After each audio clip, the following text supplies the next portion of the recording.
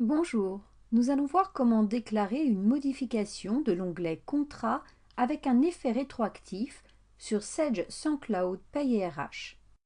En effet, suite à des retours de caisse, comme par exemple la caisse de retraite, ou à une modification de la fiche salarié mal enregistrée, il se peut que vous ayez besoin de corriger les informations contractuelles avec un effet rétroactif, par exemple la quotité, la catégorie professionnelle, le numéro de contrat entre autres.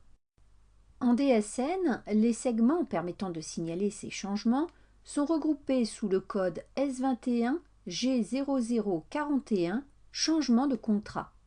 Après avoir corrigé la fiche du salarié, le principe est de donner l'information erronée des mois précédents en précisant le mois à partir duquel la DSN est devenue correcte. Il peut s'agir du mois en cours. Dans notre exemple, un salarié à temps plein avait été déclaré par erreur à 80% depuis novembre 2010. Il convient donc de modifier au mois de mars, qui est le mois courant dans notre exemple, la quotité du salarié. Pour les données susceptibles de changer durant la durée d'un même contrat, il faudra obligatoirement indiquer la date depuis laquelle l'information a été erronée. On l'appelle la date de profondeur de recalcul. Dans notre exemple, la date de profondeur sera donc le 1er novembre 2010.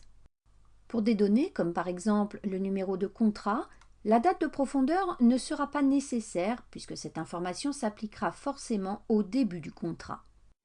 Attention, en cas de changement multiple sur un même salarié, il faudra ajouter un nouveau bloc de changement. Dans notre exemple, au-delà de la quotité, peut-être que la modalité d'exercice du temps de travail était signalée à temps partiel au lieu de temps plein.